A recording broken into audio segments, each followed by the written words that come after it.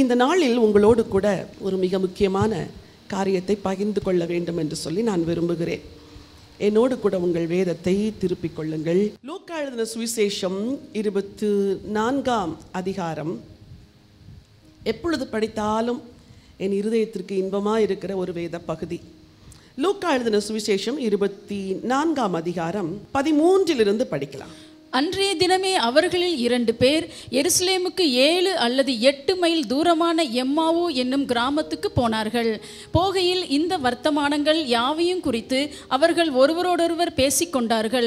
இப்படி அவர்கள் பேசி சம்பாஷித்து கொண்டிருக்கையில் இயேசு தாமே சேர்ந்து அவர்களுடனே கூட நடந்து போனார். ஆனாலும் அவரை அறியாதபடிக்கு அவர்களுடைய கண்கள் மறைக்கப்பட்டிருந்தது. அப்பொழுது அவர் அவர்களை நோக்கி, நீங்கள் துக்க முகமுள்ளவர்களாய் வழி நடந்து ஒருவருக்கொருவர் சொல்லிக் கொள்ளுகிற காரியங்கள் என்னவென்று கேட்டார். அவர்களில் ஒருவனாகிய கிளையோப்பா என்பவன் பிரதியுத்தரமாக, இந்நாட்களில் எருசலேமிலே நடந்தவைகளை அறியாதபடிக்கு நீர் அந்நியராய் இருக்கிறீரோ என்றான். அவர் எவைகள் என்றார். அதற்கு அவர்கள், நசரேயனாகிய இயேசுவை குறித்தவைகளே.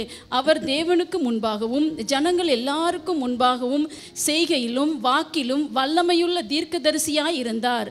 நம்முடைய பிரதான ஆசாரியரும் அதிகாரிகளும் அவரை மரண ஆக்கினைக்குட்படுத்தி சிலுவையில் அறைந்தார்கள். அவரே இஸ்ரவேலை மீட்டு ரட்சிப்பவர் என்று நாங்கள் நம்பியிருந்தோம். இவைகள் சம்பவித்து இன்று 3 நாள் ஆகிறது. ஆனாலும் எங்கள் கூட்டத்தை சேர்ந்த சில ஸ்திரீகள் அதிகாலமே கல்லறையினிடத்திற்கு போய் அவருடைய சரீரத்தை காணாமல் திரும்பி வந்து, அவர் உயிரோடு இருக்கிறார் என்று சொன்ன தேவதூதரை தரிசித்தோம் என்று சொல்லி எங்களை பிரமிக்க பண்ணினார்கள். அப்பொழுது எங்களிலே சிலர் கல்லறையினிடத்திற்கு போய் ஸ்திரீகள் சொன்னபடியே கண்டார்கள், அவரையோ காணவில்லை என்றார்கள். ஏன் இதை ஃபுல்லாக படிக்கிறோன்னா, ஃபுல்லாக படித்தாதான் உங்களுக்கு ஓரளவு இதில் இருக்கிற செய்தி என்ன என்று புரியும். ஆண்டவர் இயேசு இந்த உலகத்தில் வந்து மனிதனாய் பிறந்து மனிதர்களை மீட்பதற்காக தன்னுடைய இரத்தத்தை சிந்தி சிலுவையிலே மரித்தார். மரித்த ஆண்டவர் அப்படியே அடக்கம் பண்ணப்பட்டு விடவில்லை. அவர் அடக்கம் பண்ணப்பட்டு 3ஆம் நாள் தான் சொன்னபடியே உயிரோடு எழும்பிவிட்டார். ஆண்டவர் உயிரோடு எழும்புகிறதை அவர் ஏற்கனவே பூமியில் இருந்த பொழுது தன்னுடைய சீடர்களுக்கெல்லாம் சொன்னார். நான் மரிப்பேன், 3ஆவது நாள் உயிரோடு எழும்புவேன் என்று சொன்னார். ஆனால் அவருடைய சீஷர்களுக்கு அவர் உயிரோடு எழும்புவார் என்பதை நம்ப முடியவே இல்லை. ஆகவே பேதுரு, நான் மீன் பிடிக்க போகிறேன் என்று போகிறார். அவரோடு கூட ஒரு கூட்டம் மீன் பிடிக்க போய்விட்டது. இங்கே ஒரு கூட்டம் எருசலேமில் இருக்க வேண்டியவர்கள் எம்மாவு என்ற ஊருக்கு கடந்து செல்கிறார்கள். அவர்கள் போகும்போது பேசிக்கொண்ட செய்தி என் இருதயத்தை இன்றைக்கு அதிகமாய் சிந்திக்க வைத்தது. எத்தனையோ முறை படித்திருக்கிறேன் இந்த வேத பகுதி. இன்றைக்கும் எனக்கு அது ஒரு புதுமையாக இருக்கிறது. 2 பேரும் மிகவும் சோகமாய் பேசிக்கொண்டு வழி நடந்து போகிறார்கள்.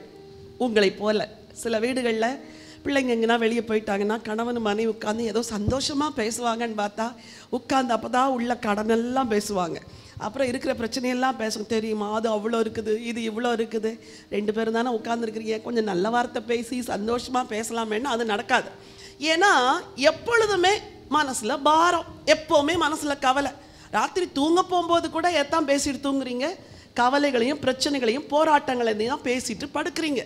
இங்கே எம்மாவு சீஷர்கள் ரொம்ப கவலையோடு நடந்து போகிறாங்க. போகும்போது சில காரியங்களை பேசிட்டு போகிறாங்க. ஆண்டவர் கூடவே வருகிறார். அப்போ ஆண்டவர் கேட்குறாரு, என்னதான் பேசுகிறீங்க? அந்த கான்வர்சேஷன் ரொம்ப இருந்திருக்கும், ஆனால் பைபிள் கொஞ்சம் தான் எழுதியிருக்குது. உடனே அவங்க சொல்கிறாங்க, எருசலேமில் நடந்தது உங்களுக்குலாம் தெரியாதா? நீர் என்ன இந்த ஊருக்கு புதுசா அப்படின்னு கேட்குறார். எவைகள் என்று ஆண்டவர் கேட்கிறார். தன்னை வெளிப்படுத்தவே இல்லை. அப்போ அவங்க ஒரு செய்தியை சொல்கிறாங்க. அந்த செய்தியில் 5 காரியம் உள்ள அடங்கி இருக்குது. அவங்க சொல்றாங்க 19ஆம் வசனம், அவர் எவைகள் என்றார். அதற்கு அவர்கள், நசரேயனாகிய இயேசுவை குறித்தவைகளே.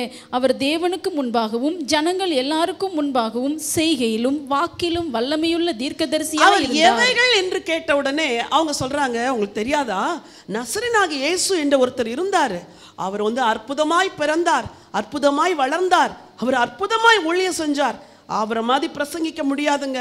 அவர் என்னென்னலாம் அற்புதம் செஞ்சார் தெரியுமா? அவ்வளோ அற்புதங்களை செய்தார். குருடர்கள் பார்வையடை செய்தார், தண்ணீரை திராட்சரசமாக மாற்றினார், திரளான மீன்கள் கிடைக்க வைத்தார், முடவனை நடக்க வைத்தார், அப்புறம் குருடனை பார்க்க வைத்தார், செவிடனை கேட்க வைத்தார், மரித்தவங்களை கூட உயிரோடு எழுப்பினார், அசுத்த ஆவிகளை துரத்தினார், அப்பங்கள் பெருகும்படி செய்தார். இவ்வளோ அற்புதங்கள்லாம் செஞ்சார். அவர் செய்கையிலும் வாக்கிலும் வல்லமையுள்ள தீர்க்கதரிசியா இருந்தார். இதுதான் அவங்க ஃபர்ஸ்ட் சொன்ன ஒரு ஸ்டேட்மெண்ட். எப்படி இருந்தாரா இயேசு? சொல்லுங்க எல்லாரும். செய்கையிலும். அந்த வசனத்தின் பின்பகுதியை வாசிங்க. அவர் தேவனுக்கு முன்பாகவும் ஜனங்கள் எல்லாருக்கும் முன்பாகவும் செய்கையிலும் வாக்கிலும் வல்லமை உள்ள தீர்க்கதரிசியா இருந்தார். ஹல்லேலூயா. என் செய்தியே இன்னைக்கு இயேசு செய்கையிலும் வாக்கிலும் வல்லமை உள்ளவர். அதுதான். ஹல்லேலூயா. நீங்க ஆராதிக்கிற தேவன் பொம்மை கிடையாது. நீங்க ஆராதிக்கிற தேவன் உயிரற்றவர் கிடையாது. நீங்க ஆராதிக்கிற தேவன் உங்கள் ஜெபங்களுக்கு செவிகளை அடைக்கிறவர் கிடையாது. நீங்கள் ஆராதிக்கிற தேவன் நீங்கள் அழுது கொண்டிருக்கும் பொழுது பார்த்து சிரிக்கிறவர் கிடையாது.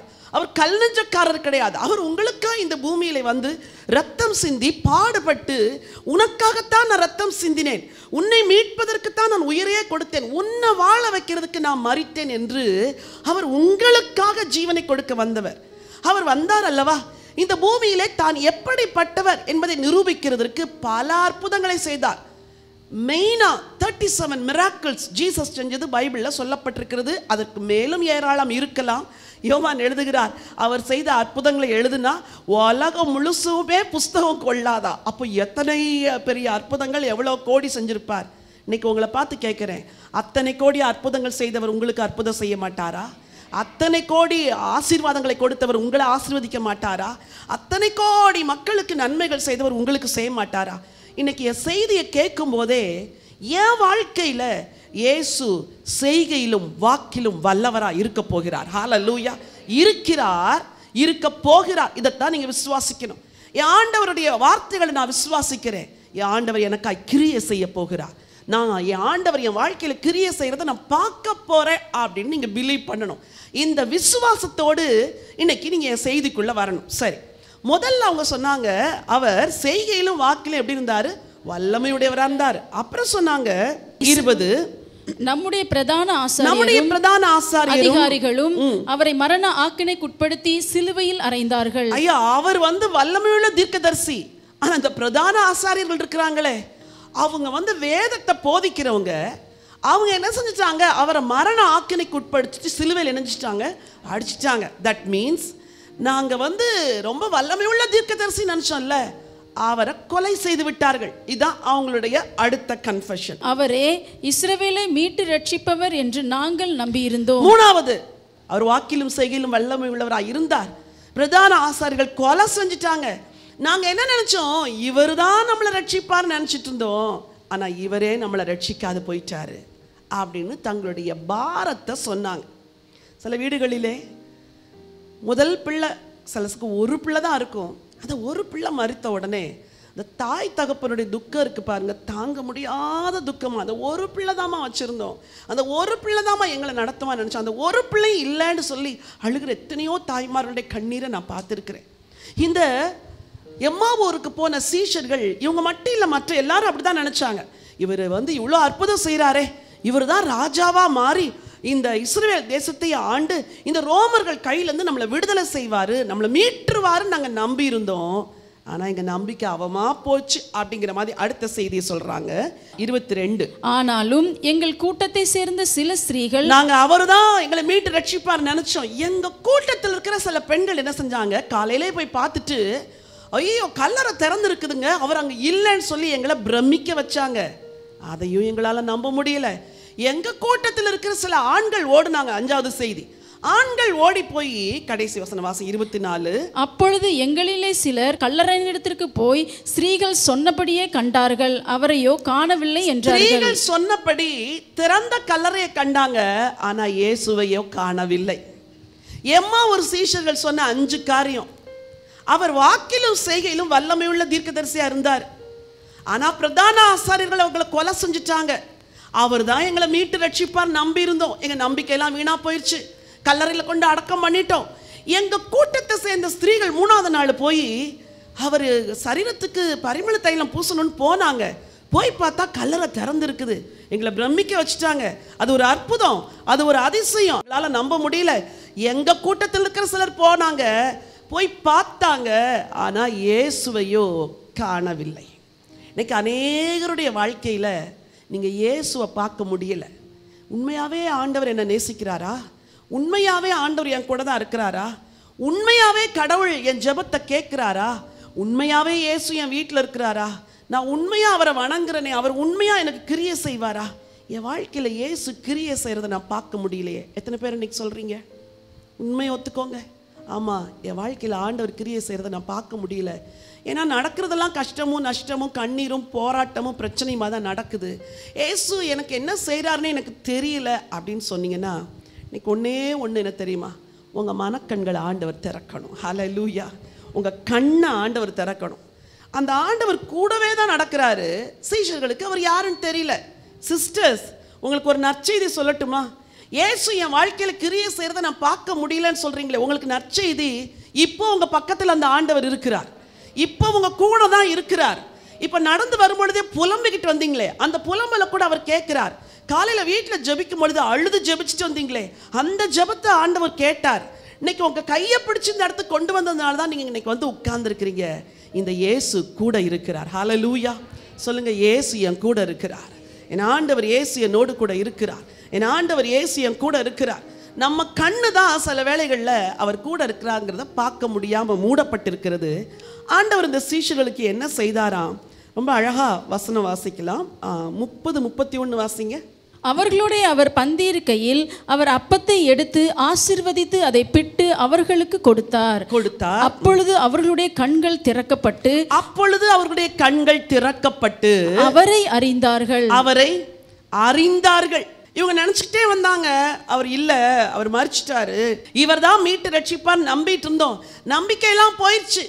இன்னைக்கு அப்படி சொல்லிட்டு வந்து உட்கார்ந்துருக்கிறீங்களா? என் நம்பிக்கையெல்லாம் போயிடுச்சுமா, எனக்கு நம்பிக்கையே இல்லைம்மா, இனிமே அற்புதம் நடக்கும்னு நான் நினைக்கல, இனிமே எங்க நடக்க போகுது, இருந்ததெல்லாம் தொலைஞ்சு போச்சு, பிஸ்னஸ்ல எல்லாம் நஷ்டம், கையில் வச்சிருந்த பணம் எல்லாம் போயிடுச்சு, கடன் வாங்கி கடன் சேர்ந்து வட்டி வாங்கி வட்டிக்கு வட்டி கொடுத்து இன்னைக்கு கஷ்டத்தில் இருக்கிறோம், சாப்பிட்றதுக்கு கஷ்டப்படுறோம், பிள்ளைய படிக்க வைக்க முடியல, திருமணத்தை நடத்த முடியல, வேலையில் எனக்கு வந்து ஒரு நம்பிக்கை இல்லை, தொழிலில் இன்வெஸ்ட் பண்ண முடியல, சரீரத்தில் வியாதி, ஒவ்வொரு நாளும் இவ்வளோ மாத்திரை எடுக்கிறேன் நான், இதுதான் என் பிரச்சனை.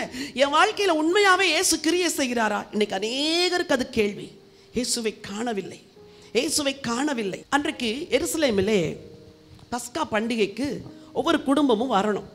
அப்படி ஆண்டவர் இயேசுடைய குடும்பமும் வந்துச்சு. வந்தப்போ இயேசுவை காணும். கூட்டத்தில் என்ன செஞ்சிட்டாங்க? சந்தோஷத்தில் இயேசுவை தொலைச்சிட்டாங்க. திரும்பி போறாங்க. ஆண்டவர் கூட இருக்கிறாரான்னு கவனிக்கவே இல்லை. ஏன் தெரியுமா? டிஸ்ட்ராக்ஷன்.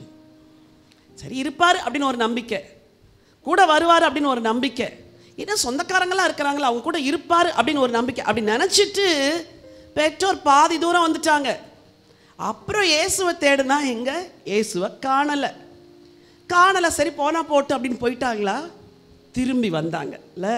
உங்கள் வாழ்க்கையில் இயேசு கிரியை செய்கிறத காணலைல்ல, நீங்கள் திரும்பி வரணும். சில இடங்களுக்கு நீங்கள் திரும்பி வந்து அந்த இயேசுவினால் உங்கள் கண்கள் திறக்கப்படும் பொழுது நீங்கள் இயேசுவை காண்பீர்கள். இயேசு கூட வருவார், எல்லாவித அற்புதம் செய்வார்.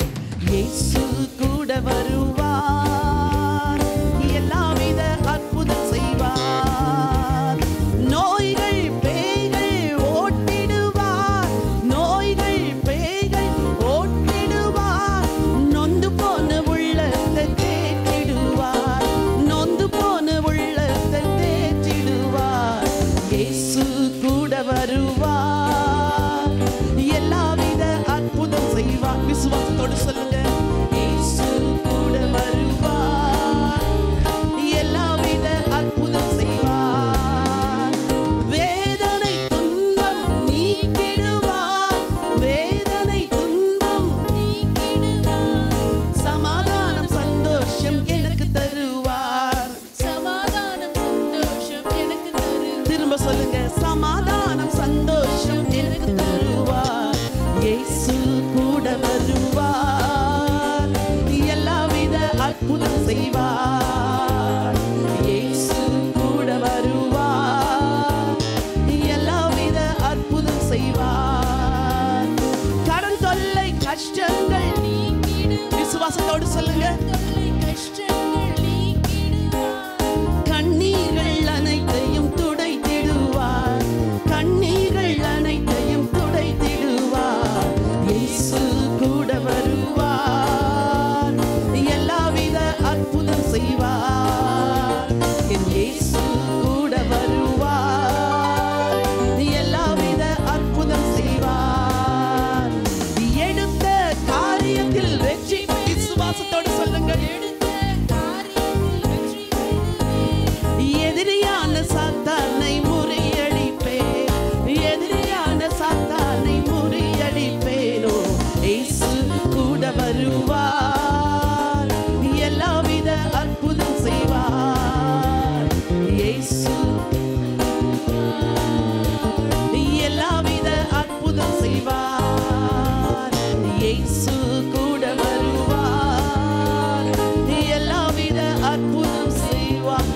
கைகளை தட்டி ஆண்டவருக்கு நன்றி சொல்லலாமா? ஹalleluya. இவ்வளவு சொன்னாங்களே சீஷர்கள், இயேசு கூட இருந்தாரா இல்லையா? சொல்ல மாட்டீங்களே. இருந்தார்ல. நீங்க இவ்வளோ புலம்புறீங்களே, இவ்வளோ புலம்பி புலம்பி கதை கதையா எழுதுறீங்களே, கூட இருக்கிறாரா இல்லையா? சத்தமா சொல்லுங்க, சத்தமா சொல்லுங்க, சத்தமா சொல்லுங்க. உங்க வாழ்க்கையில் அவர் ஜெயம் வச்சிருக்கிறாரா இல்லையா? ஜெயத்தை தராரா இல்லையா? விசுவாசத்தோடு இந்த சரணத்தை பாடுங்க. எடுத்த காரியத்தில் வெற்றி பெறுவேன், எடுத்த காரியத்தில் வெற்றி பெறுவேன், எதிரியான சாத்தானை முறியடிப்பேன், எதிரியான சாத்தானை முறியடிப்பேன். இயேசு கூட வருவார்,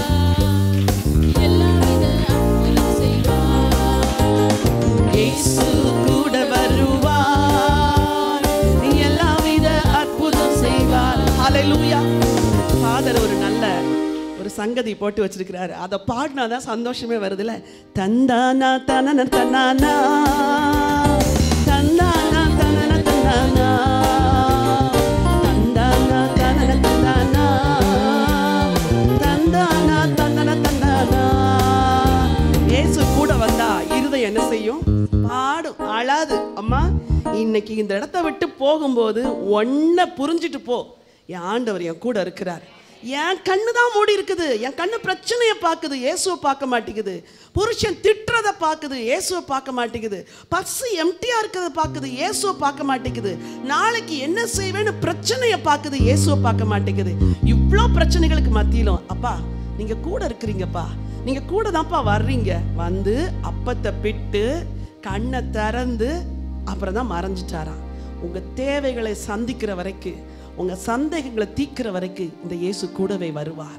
இந்த பூமியின் கடைசி பரியந்த சகல நாட்களில் நான் கூட இருப்பேன்னு சொன்னாரே, உங்க கூட இருப்பார். இன்னொரு தடவை பாடலாமா?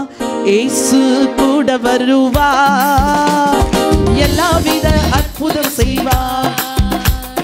இயேசு கூட வருவார், எல்லாவித அற்புதம் செய்வார். பேய்கள் நோய்கள் ஓட்டிடுவார், நோய்கள் பேய்கள் ஓட்டிடுவார். உங்க சுகமளிக்கிற கிருபை இறங்கட்டும் இயேசு ராஜா. நொந்து போன உள்ளத்தை தேற்றிடுவார், இயேசு கூட வருவார், எல்லாவித அற்புதம் செய்வார். இயேசு கூட வருவார், எல்லாவித அற்புதம் செய்வார். ஹalleluya. சரி, இவங்க நினைச்ச 5 காரியமுமே தப்பு. ஆனா ஆண்டவர் கூடவே தான் இருந்தார். அது இல்லை, இது இல்லை, இது இல்லை, இயேசுவை காணலையா, அதான் அவங்களுடைய கடைசி ஸ்டேட்மெண்ட். ஆனா அந்த இயேசு கூடவே இருக்கிறார். இன்னைக்கு உங்க வீட்டில் இயேசு இல்லைன்னு நினைக்காதீங்க, உங்க வீட்டில் இயேசு இருக்கிறார். உங்க சமையல் அறையில நீ கண்ணீரோட சமைச்சிட்டு இருக்கிற மகளே, அப்ப கூட கூட நிற்கிறாரம்மா. உன் படுக்கை அறையில தலையணை கண்ணீரால நனைக்கிறியே, அங்க கூட இயேசு இருக்கிறார். உன் ஜப அறையில தரையில படும்படி முகங்கொப்புற விழுந்து அழுது ஜபிக்கிறியே, இயேசு கூட இருக்கிறாரம்மா. உன் கஷ்டங்கள் எல்லாம் மாற்றுவார். இன்னைக்கு இந்த உயிர்த்தெழுந்த ஆண்டவர் என் கூட இருக்கிறாருங்கிற ஒரு நம்பிக்கையை நீங்கள் வைத்துக் கொள்ள வேண்டும். நான் சொன்ன செய்தியின் துவக்கம், அவர் செய்கையிலும், சொல்லுங்க, செய்கையிலும் வாக்கிலும் வல்லமையுடைய ஒரு தீர்க்கதரிசியா இருந்தார். பைபிள் அவர் எப்படி செய்கையிலும் வாக்கிலும் வல்லமையுடையவரா இருந்தார்னு பைபிள்ல பல இடத்துல நம்ம பார்க்கிறோம். சரியா? இந்த ஆண்டவரை உலகத்துக்கு பிதா வெளிப்படுத்தினார். சொல்லுங்க, என்ன செஞ்சார்? மறைச்சு வச்சு அப்படியே யாரும் பார்க்க முடியாது, கடவுள்னா எப்படின்னே தெரியாது, அப்படி ஒரு மறைச்சு வச்சு பிதா உலகத்துக்கு இயேசுவை அனுப்பல, எல்லாத்துக்கும் வெளியரங்கமாக்கினார். நேற்று அந்த ஒரு வீடியோவை எடிட் பண்ணிட்டு இருந்தப்போ கூட உட்காந்து நான் அந்த ஜீசஸுடைய அந்த ஃபிலிமில் அவர் எப்படி சீஷர்களோட நடந்து போகிறாரு, சாப்பிட்றாரு, அற்புதம், இதை பார்த்துட்டே இருந்தேன். என் உள்ளத்தில் ஒரு எண்ணம், அப்பா இங்கே எவ்வளோ பெரிய ஒரு தெய்வமாக இருந்தால் கூட ஒரு சாதாரண டைனிங் டேபிளில் மனுஷங்க கூட உட்காந்து நீங்கள் சாப்பிட்றீங்க, அப்புறம் அந்த வீதிகளில் நடந்து போகிறீங்க, வயல்வெளி வழியாக நடந்து போகிறீங்க, இதெல்லாம் உண்மையாக நடந்தது தானே? சீஷர்களோட 12 சீஷர்களோட பேசிட்டே நடந்திருப்பார். அவர் யார்? பரலோக தேவன். அவர் யாரு? சேரக்கூடாத ஒளியில வாசம் பண்ணுகிறவர். ஆனா பிதா நம்ம மேல வச்ச அன்புனால, மகனே நீ பூமிக்கு போ, ஒரு மனுஷனா இந்த பூமியில நீ வாழ்ந்தாதான் என் மக்களுடைய கஷ்டம் நீ புரிஞ்சுப்பப்பா, அப்போதான் நீ அவங்களுக்கு உதவி செய்கிற பிரதான ஆசாரியரா இருப்ப அப்படின்னு ஜீசஸை அனுப்பிட்டார். இன்னைக்கு ஏதோ வெளிப்படாத ஒரு தெய்வம் அல்ல, தன்னை வெளிப்படுத்தின ஒரு தெய்வம். ஹல்லேலூயா. அதே போல உங்க வாழ்க்கையில கிரியை செய்யாத தேவன் அல்ல, கிரியை செய்கிற தேவன். சில வசனங்களை நான் வாசிக்க விரும்புகிறேன், ஆண்டவர் நம் வாழ்க்கையில எப்படி கிரியை செய்கிறார் என்று. மத்தேயு எழுதின சுவிசேஷம் 4ஆம் அதிகாரம் 15வது வசனத்தை வாசியுங்கள். இருளில் இருக்கும் ஜனங்கள் பெரிய வெளிச்சத்தை கண்டார்கள். சொல்லுங்க, இருளில் இருக்கிற ஜனங்கள். இது யாரை குறித்து சொல்லியிருக்குது? புறவினத்து மக்களாகிய உங்களை குறித்து, என்ன குறித்து சொல்லியிருக்கிறது? ஆண்டவர் இயேசு இருள்ல இருக்கிற ஜனங்கள் பார்க்கும்படி வெளிச்சமா வந்தாராம். இன்னைக்கு நான் உங்களுக்கு சொல்றேன், நீங்க இருளில் இருப்பீங்கன்னா உங்க வாழ்க்கையில இயேசு வெளிச்சமாய் வருவார். நீங்க அவரை இன்வைட் பண்ணணும், நீங்க கூப்பிடணும். ஒவ்வொரு பிரச்சனை நடுவில் இயேசுவே இப்படி இருக்குது பிரச்சனை, நீங்க தான்ப்பா இதை டீல் பண்ணணும், நீங்க தான்ப்பா இதை மாற்றணும்னு நம்ம முயற்சி எடுக்க வேண்டிய விஷயத்துல முயற்சி எடுக்கணும். ஆனா மனுஷிகத்தில் செயல்படாம ஆண்டவரை நீங்க கிரியை செய்யுங்கன்னு சொன்னா உங்க வாழ்க்கையில இருளில் இருப்பீங்கன்னா இயேசு வெளிப்படுவார். எப்படி?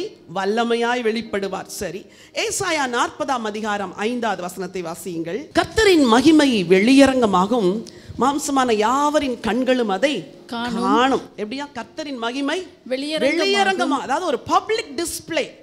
ஆண்டவர் உங்க வாழ்க்கையில மறைவாய் கிரியை செய்ய மாட்டார், வெளியரங்கமாய் கிரியை செய்வார். சொல்லுங்க, ஆண்டவர் எப்படி கிரியை செய்வார்? சத்தமா சொல்லுங்க. எல்லாரும் பார்க்கும்படி உனக்கு கிரியை செய்ய போறாருமா, கொஞ்சம் வெயிட் பண்ணு, எல்லாரும் பார்ப்பாங்க இது எப்படி நடந்ததுன்னு சொல்லுவாங்க. அப்படிப்பட்ட ஒரு வெளியரங்கமான கிரியையை ஆண்டவர் நிச்சயம் செய்வார். உங்க வாழ்க்கையில ஆண்டவருடைய கிரியை நடக்கும். உங்க பிள்ளைகளை குறித்து கேள்வி கேட்குறாங்களா? என்ன நீ கடவுளை சேவிக்கிற, உன் பிள்ளை என்ன இப்படி இருக்குது, ஒரு கோயில் கூட வரமாட்டேங்குதுன்னு சொல்றாங்களா? நான் சொல்றேன், கர்த்தரின் மகிமை வெளியரங்கமாகும். உங்க பிள்ளைங்க வாழ்க்கையில ஆண்டவர் மாற்றத்தை கொண்டு வருவார். நீ இவ்வளோ ஜெபம் பண்றியே, உன் புருஷன் வாழ்க்கையில மாற்றம் வந்துச்சா கேட்குறாங்களா? உன் மனைவி என்ன நல்லாவா இருக்கிறா கேட்குறாங்களா? நான் சொல்றேன், கர்த்தரின் மகிமை வெளியரங்கமாகும். ஹல்லேலூயா. இதை வெளியரங்கமாக்குறதுக்கு தான் இயேசு பூமிக்கு வந்தார். பிதாவின் மகிமை, பரலோகத்தில் உள்ள மகிமை, அது அங்கேயே இருக்கிறதுல பிதாவுக்கு மகிமை கிடையாது. சுகம் அளிக்கிற வல்லவன் பரலோகத்திலே இருந்தா ஆண்டவருக்கு மகிமையா? அது உங்க வாழ்க்கையில செயல்பட்டாதான் பிதாவுக்கு மகிமை. அப்படிதானே? ஞானத்தை கொடுக்கிற கிருபை பரலோகத்திலே இருந்து என்ன பிரயோஜனம்? உங்க பிள்ளைங்களை தேவன் ஞானத்தினால நிரப்புனாதான் பரலோக தேவனுக்கு மகிமை. உங்க பிள்ளைங்க ஸ்டாரா ஷைன் பண்ணும்போது எல்லாரும் சொல்லுவாங்க, கடவுளை சேவிச்சான்ப்பா, அவன் ஆண்டவர் உயர்த்துறாருப்பா அப்படின்னு சொல்லுவாங்க. இல்ல, நம்ம ஊழியத்தில் இருக்கிற பிள்ளைங்க எல்லாம் சிலர ஆண்டவர் படிப்புல உயர்த்தி வச்சிருக்கிறார். எனக்கு அது ரொம்ப சந்தோஷம். டாப்பஸா இருக்கிறாங்க, சந்தோஷம். ஏன் தெரியுமா? கர்த்தருடைய மகிமை வெளியரங்கமாகும், மாம்சமான யாவருடைய கண்களும் அதை காணும். உங்க வாழ்க்கையில நடக்கும், உங்க பிள்ளைங்க வாழ்க்கையில நடக்கும். இன்னொரு வசனம், மல்கியாவின் புத்தகம் 4ஆம் அதிகாரம் 2வது வசனம். ஆனாலும் என் நாமத்துக்கு பயந்திருக்கிற உங்கள் மேல் நீதியின் சூரியன் உதிக்கும். எப்படியா? என் நாமத்திற்கு பயந்திருக்கிற உங்கள் மேல் நீதியின் சூரியன், சொல்லுங்க, நீதியின் சூரியன் உதிக்கும். யாருக்கு? பயந்து வாழ்றீங்களே, இந்த தெய்வத்துக்கு பயந்து பாவம் செய்யாம வாழ்றீங்களே, இந்த தெய்வத்துக்கு பயந்து ஒவ்வொரு நாள் அவரை தேடுறீங்களே, இந்த தெய்வத்துக்கு பயந்து நீங்க அஞ்சி வாழ்றீங்களே, ஐயோ அது ஆண்டவருக்கு பிடிக்காது, ஐயோ என் வீட்டில் இந்த தெய்வத்துக்கு பிடிக்காத காரியம் இருக்கக்கூடாது, ஆண்டவருக்கு பிடிக்காத மியூசிக் இருக்கக்கூடாது, டிவி ப்ரோக்ராம் இருக்கக்கூடாது, ஆண்டவருக்கு பிடிக்காத வார்த்தைகள் இருக்கக்கூடாது, நான் கோபப்பட மாட்டேன், நான் எழுத்து பேச மாட்டேன், அது ஆண்டவருக்கு பிடிக்காது. தெய்வத்துக்கு பயந்து வாழுகிற சகோதரனே சகோதரி, உங்க மேல நீதியின் சூரியன் உதிக்கும். ஹல்லேலூயா. அவர் அப்பயே சொல்லிட்டாரு மல்கியா தீர்க்க தரிசனத்துல, என் குமாரன் வரும்பொழுது சூரியனை போல வருவார், உதிப்பார், அவர் எல்லா மக்களுக்கும் சுகமாய் ஆரோக்கியமாய் வருவார் என்று வெளியரங்கமாய் இயேசு தன் ஊழியத்தை எப்படி செய்வார்னு வசனம் சொல்லுது. சரி, நீங்க யோசிக்கலாம், எங்கேயோ தொடங்கி எங்கேயோ போறீங்களே, நிச்சயமா புரிஞ்சுக்குவீங்க. ஏசாயா 55:1 வாசியுங்கள். ஓ தாகமாய் இருக்கிறவர்களே, நீங்கள் எல்லாரும் தண்ணீர்கள் அண்டைக்கு வாருங்கள். நீங்கள் எல்லாரும் வாங்க. தாகமா இருக்கிறீங்களா? எல்லாரும் வாங்க. படிச்சவனுக்கு தான் உதவி செய்வேன், படிக்காதவனுக்கு உதவி செய்ய மாட்டேன், இந்த ஜாதியில் உள்ளவனுக்கு தான் உதவி செய்வேன், இந்த ஜாதியில் உள்ளவங்கலாம் என்கிட்ட வரக்கூடாது, அவங்க கீழ் ஜாதி இவங்க மேல் ஜாதி, இதெல்லாம் இயேசுட்ட கிடையாது. நீ ஆசீர்வதிக்கப்படணும்னா தாகமா இருக்கிறவர்களே, நீ தாகமா இருக்கிறியா? தெய்வத்தின் மேல தாகமா இருக்கிறியா? அவருடைய அருள் மேல தாகமா இருக்கிறியா? அவர் உனக்கு கிரியை செய்யணும்னு ஆசையா இருக்கிறியா? வா, நீங்கள் எல்லாரும் என்னிடத்தில் வாருங்கள், நான் உங்களுக்கு அந்த வசனம் என்ன சொல்லுது? பணமில்லாதவர்களே நீங்கள் வந்து வாங்கி சாப்பிடுங்கள். சரி. நீங்கள் வந்து பணமும் இன்றி விலையும் இன்றி திராட்சரசமும் எதுவுமின்றி பணமுமின்றி விலையுமின்றி திராட்சரசமும் பக்கத்துல ஒரு சூப்பர் மார்க்கெட் இருக்குது. போய் உங்களுக்கு வேண்டியதெல்லாம் ட்ராலியில போட்டுட்டு ஏங்க நான் போறேன் அப்படின்னா உடனே போலீஸ்க்கு ஃபோன் பண்ணிடுவாங்க. இல்லை, பணத்தை ஒரு தண்ணியை கூட விலை கொடுத்து வாங்குற ஒரு காலத்துல தான் நம்ம வாழ்றோம்.